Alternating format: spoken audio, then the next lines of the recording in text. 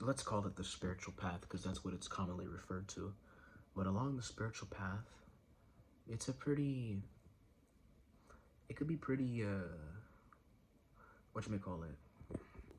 It could be pretty disheartening, it could be pretty destroying, pretty sad experience. And I'll explain why. It doesn't have to be, but it can be. And I'll explain why. Because in society, in a first world country, you were made to believe that if you get certain things, and if certain things happen a certain way, then you'll be complete and fulfilled. That if you get a nice house, a white picket fence, have a family, be rich, richer, not just rich, but richer than your neighbor. You have a better car than your neighbor, you have a better pool, better house, all these things that they told you, first world countries, that if you get these things, you get major success, look cool in front of other people. You know, you get your fulfillment from being accepted by others. Oh, look at me, look how popular I am, look at me, I'm so cool. You know, this is what society has brought you up to believe. Work, job, get rich, get money, survive first, then thrive, family. All these things are gonna make you happy. The spiritual path, and you cannot stop it. Like, I already sowed my fate, bro. There is no way that I can go back to mundane things and think that that thing is gonna make me complete. It's not.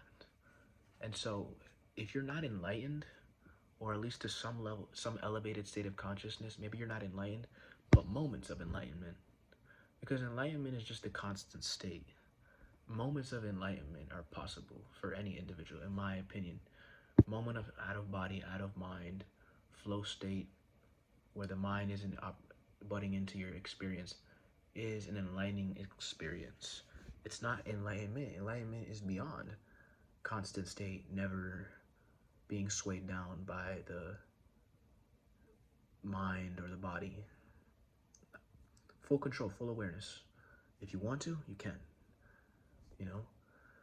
But enlightening state of being, at some brief moments you might enter into a state of being free, but then the mind and body catches up and you go back down. It's an enlightening experience. You can have an enlightening experience doing psychedelics, ayahuasca, LSD, mushrooms.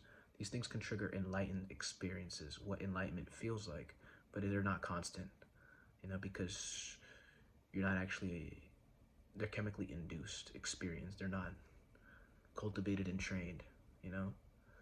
So it's like lottery winner winning the lottery, and almost 99% of lottery winners lose all their money, basically.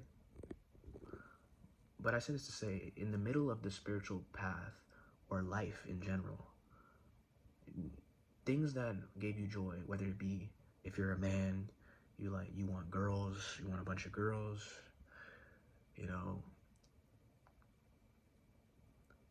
that won't get you. Like, using somebody else to find fulfillment, like thinking that this person over here is gonna make me feel complete, that if this person does things the way I want them to do it, the way that I think that they should do it, even though it's an entirely different life that does its own fucking thing, that's gonna make me fulfilled, right? Like, that person does a certain thing, it's gonna make me fulfilled. Yeah, sure. No, it's not possible, bro.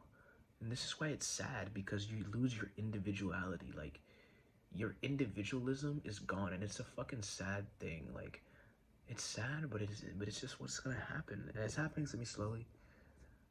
Certain things can't get me as happy. Like, certain things just can't get me as happy, like, in terms of fulfillment. This is why it's weird. I mean, I was always a little like this, but at least in the moment, I was a present in the moment, joyful person. Like, I would go exercise. Yeah, let me get into a little bit different. But yeah, let's just talk about, like, food. If you eat certain food, if you get a certain body, if you get any type of achievement, then you'll be complete. But it's just not gonna work, you know? But I can't lie. If you had riches, those riches would be nice, though. Like, especially for the time being, they might wear off once you get into a position where you've been rich for at least a year or two. The riches might just fucking deplete. But that first year of riches, man, that shit is awesome. And it will push you to a new level of spirituality. You understand that these riches don't really do anything for you, essentially. You know? But that first year of the riches, man, because it's a new experience, it'll feel like you're a kid again. It will. Buy everything you want to buy. Yeah, it's just fucking crazy, bro. The riches, that's something. I'm not gonna like lie about that. But you'll realize once you get rich that it's not all about being rich.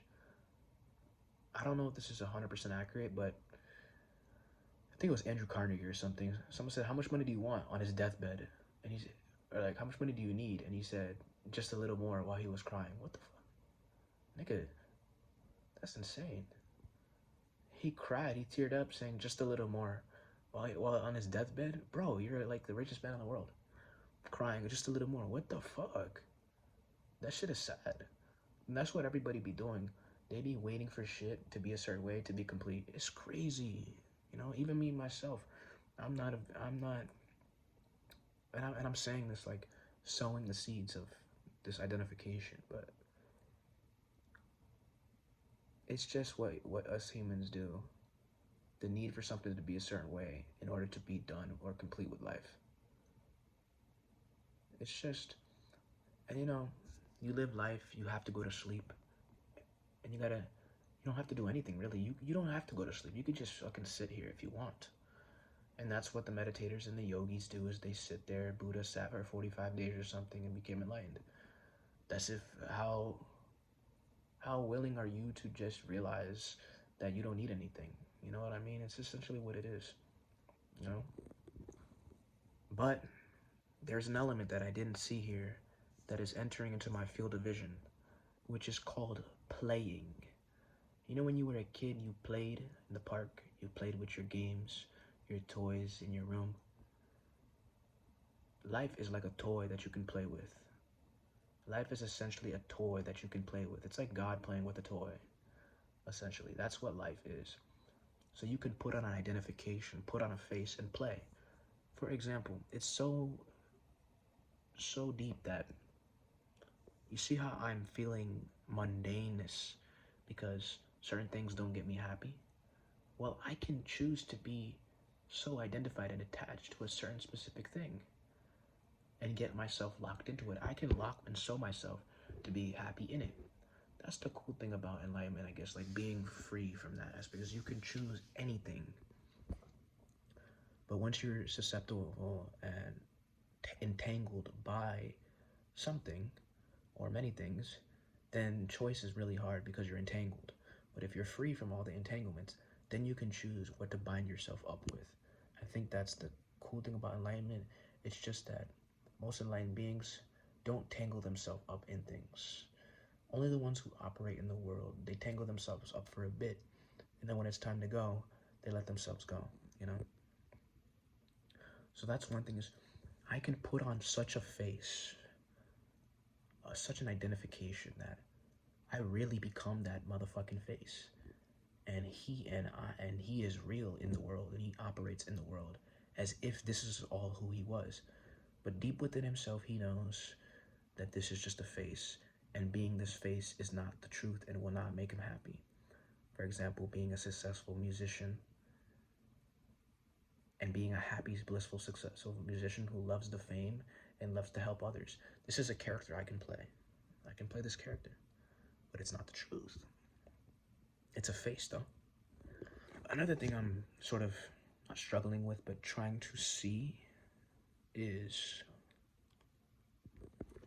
why should we help other people? Why should you do something and try to help another?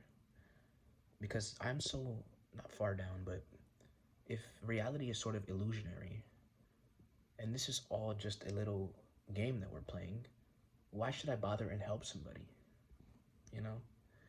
It doesn't make much sense to me why I should help anybody. Because it's so lodged in here.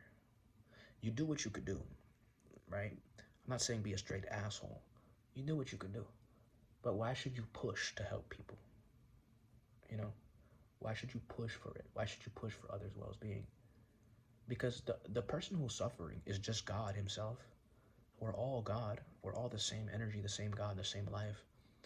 And the person who's suffering is you, who who is not really suffering. He's just pretending he's suffering, and he's really good at pretending. He locked himself into the suffering.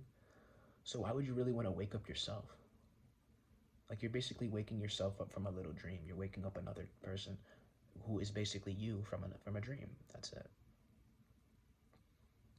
So if I go help somebody, I'm just helping myself, really. That's what everybody is. They're just you. You argue with the fact that everybody is the same person because of the personality and the identification. It's individualized. The consciousness is one. This life is one. There is no other thing but life. And life is me and life is you. And when you don't put a label on life, there is just life. And life is only one life. And that's everybody. Everybody is one energy. You take everybody in the entire world and throw them into the sun. Right? Take all their meat suit and throw it into the sun. You know what I'm trying to say here? What are we doing? We're all in this ether. This is all us. And if we drop the labels, drop the identifications, there is only pure nothingness. And everybody essentially is that nothingness. Individualized. There's so much I don't know about this, bro. And I can say all this shit, but I gotta put it into application. I have to create something. I have to create a face and make it move in the world. Basically me. Curate myself as a certain character and be impactful in the world. Not because I need it, not because I need something to happen, not because I want to spread a certain message to people. I don't give a fuck about that. Or I need to be happy, or I need to be a certain way in front of people. It's none of those things. I've been used to suffering, bro. I've been used to the agony. I don't need any of like the joy or the whatever. I'm done trying to seek that stuff. But that's what I'm saying, bro, is to test it. Why? Because there is no other thing to do besides to test it. I don't have to test it, but I want to test it. Me specifically, I want to test it. I want to test the life. Talk about all this spirituality. Fuck your spirituality. Make something happen in the world. And then you can talk about your spirituality. You know? If you can't make anything happen in the world, then you can't talk about spirituality, bro. Even if you're changing people's lives, that's something. Anyways, that's all I have to say. I don't have any advice for anybody. Fuck you. No, I'm just kidding. Love you. Love me. Love you. You are me, so I love you. But it's weird, though. It's weird. Anyways, that's all I gotta say.